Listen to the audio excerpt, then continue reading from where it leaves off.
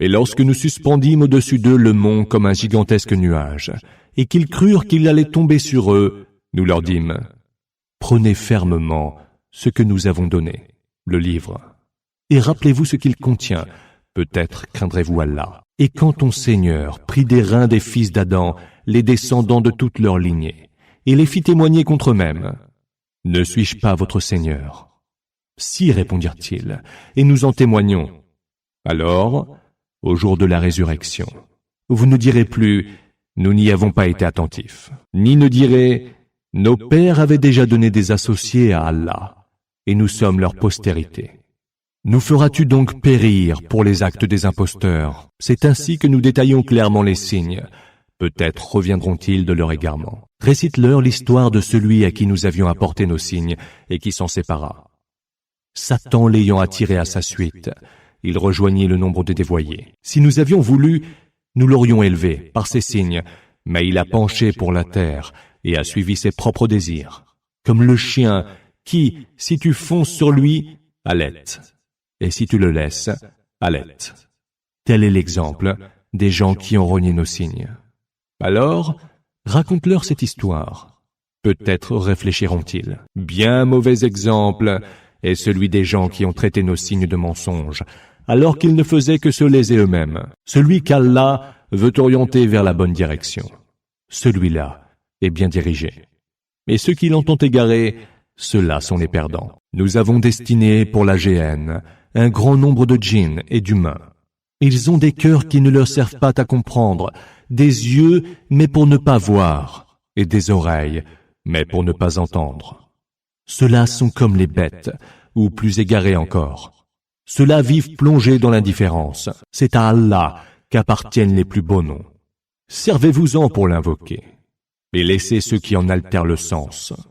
Ils recevront la rétribution de ce qu'ils faisaient. Certains de ceux que nous avons créés forment une communauté qui guide par la vérité et qui, par elle, respecte l'équité. Et ceux qui renient nos signes, nous les conduirons progressivement à leur perte, par des voies qu'ils ne soupçonnent pas. Je différerai l'échéance de leurs sursis, car mon stratagème est sûr. N'ont-ils donc pas réfléchi? Leur compagnon n'est atteint d'aucune folie. Il est plutôt chargé d'avertir d'une façon manifeste. N'ont-ils donc pas considéré la royauté des cieux et de la terre, et toute chose qu'Allah a créée? Ne voient-ils donc pas que leur terme peut être tout proche? En quelle autre parole, après celle-là, vont-ils croire? Ceux qu'Allah entend égarer n'ont point de guide, mais il les laisse patauger dans leur rébellion, aveugles et tâtonnants. Dis encore, je ne possède pour moi-même ni le pouvoir de m'assurer un profit, ni celui de me préserver d'un tort, si ce n'est ce que veut Allah. Et si je savais les secrets de l'inconnaissable, Ghaib, j'amasserais d'abondantes richesses, et aucun mal ne m'atteindrait. Je ne suis rien de moins qu'un prophète, venu avertir de la voie malheureuse, et annoncer l'heureuse issue à des gens qui croient. Il t'interroge sur l'heure et le moment de sa venue. Dis, sa science est du ressort de mon Seigneur. Nul autre que lui ne la manifestera au moment qui lui est prescrit. Elle pèsera lourd dans les cieux et sur terre, et n'arrivera à vous que subitement. Il t'interroge à son propos comme si tu en étais prévenu. Dis, seul Allah en a la science. Mais la plupart des hommes ne le savent pas. C'est lui qui vous créa d'un seul être, et qui de ce même être tira son épouse, afin qu'auprès d'elle, il trouvât le calme et le repos. Et quand il l'eut approchée, elle en conçut d'abord une grossesse légère, qui ne l'empêchait point de se mouvoir. Puis, quand elle se sentit plus lourde, tous les deux invoquèrent ainsi leur Seigneur. Si tu nous accordes un enfant saint, nous te serons vraiment reconnaissants. Pourtant, lorsqu'il l'eut accordé un enfant saint, il lui associa des émules pour ce qu'il leur avait accordé. Mais Allah est au-dessus de ce qu'il lui associait. Lui attribue-t-il donc des associés qui ne créent rien et qui sont eux-mêmes créés, et qui ne sauraient ni venir à leur secours, ni se secourir eux-mêmes? Les appelleriez-vous dans la bonne direction, Houda? Ils ne vous suivront pas. Pour vous, ce sera la même chose. Que vous les appeliez ou que vous vous taisiez, ceux que vous implorez en dehors d'Allah sont des serviteurs comme vous. implorez-les, et qu'ils exaucent donc vos prières si vous êtes véridiques dans vos paroles. Ont-ils des pieds pour marcher? Ont-ils des mains pour frapper? Ont-ils des yeux pour voir? Ont-ils des oreilles pour entendre? Dis, appelez donc ces associés qui sont les vôtres. Mobilisez contre moi toute votre ruse et ne me laissez aucun répit, car mon protecteur, c'est Allah.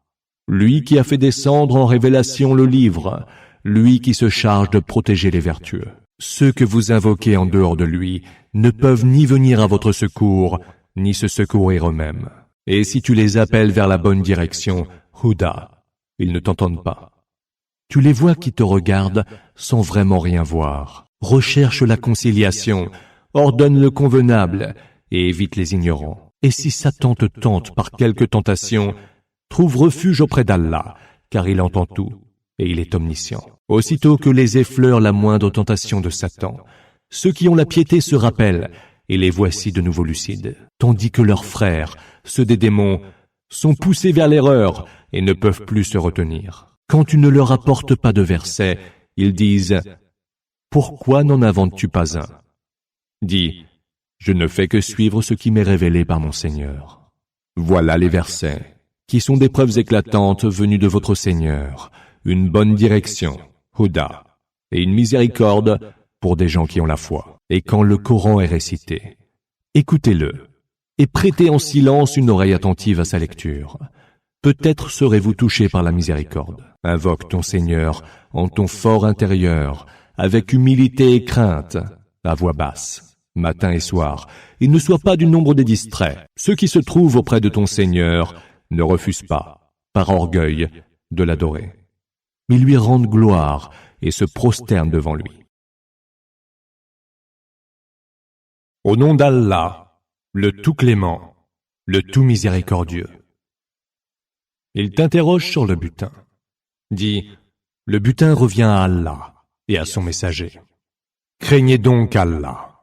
Arrangez-vous à l'amiable dans vos rapports. Obéissez à Allah et à son messager si vous êtes croyants. Les croyants sont ceux qui, quand le nom d'Allah est évoqué, sentent leur cœur frémir de crainte, et quand leur sont récités ces versets, leur foi ne fait que s'accroître. Et c'est à leur Seigneur qu'ils s'en remettent. Ce sont ceux qui accomplissent la salate et qui dépensent en charité de ce que nous leur avons dispensé. Ceux-là sont les vrais croyants. Ils sont tenus en très haut rang auprès de leur Seigneur, ont un pardon et un don généreux. C'est aussi par la vérité que ton Seigneur t'a fait sortir de chez toi, bien qu'une partie des croyants fût réticente. Ils disputent avec toi de la vérité qui s'est déjà révélée en toute clarté, comme s'ils étaient conduits à la mort et la voyaient devant eux. Et souvenez-vous, quand Allah vous a promis que l'un des deux clans ennemis serait sous votre pouvoir à vous. Vous souhaitiez que celui qui était le moins armé fût à vous, mais Allah voulait établir la vérité par ses paroles et faire périr, jusqu'au dernier, les mécréants, pour qu'il établisse la vérité et réduise à néant le mensonge, n'en déplaise aux criminels.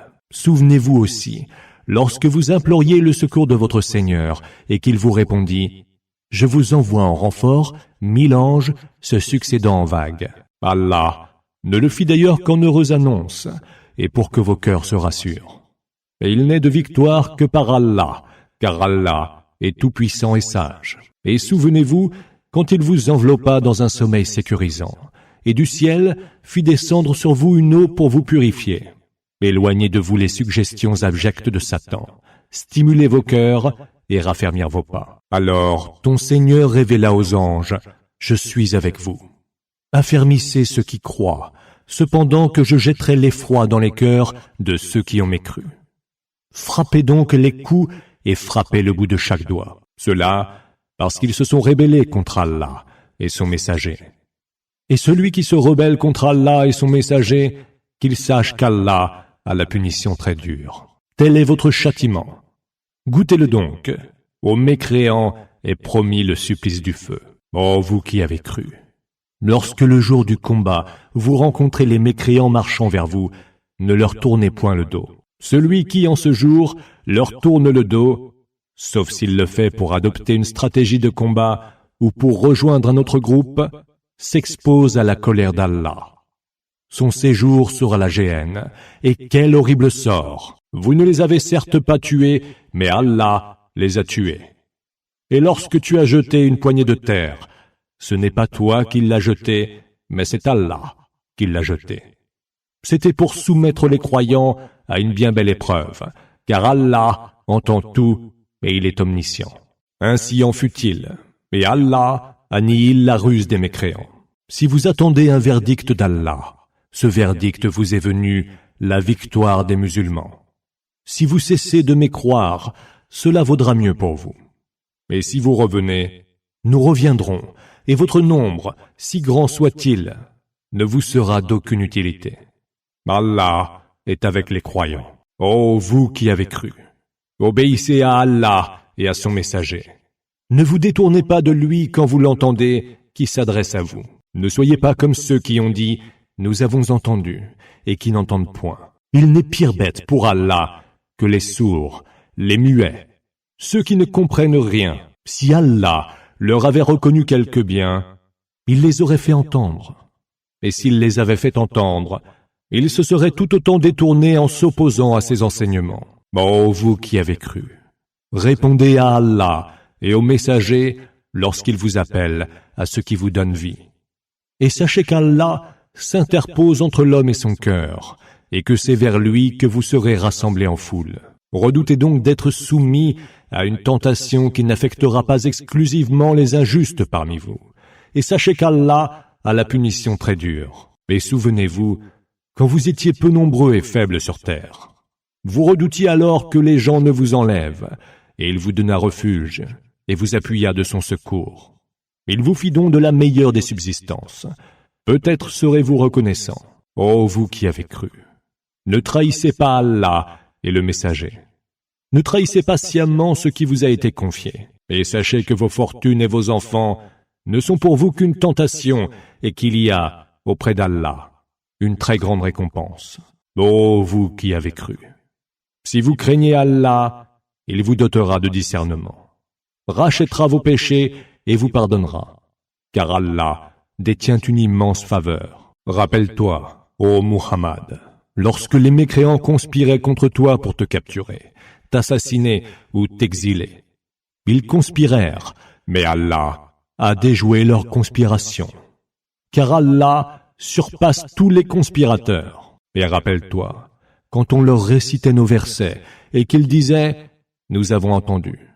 Et si nous voulions, nous produirions des versets semblables. Ce ne sont là que fables d'anciens.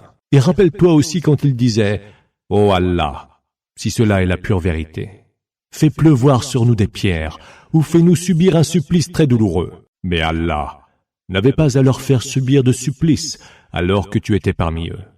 Et Allah n'avait pas à leur faire subir de supplice alors qu'ils imploraient le pardon.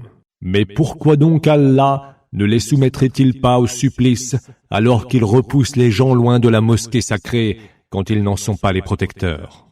Ces seuls protecteurs sont ceux qui craignent Allah.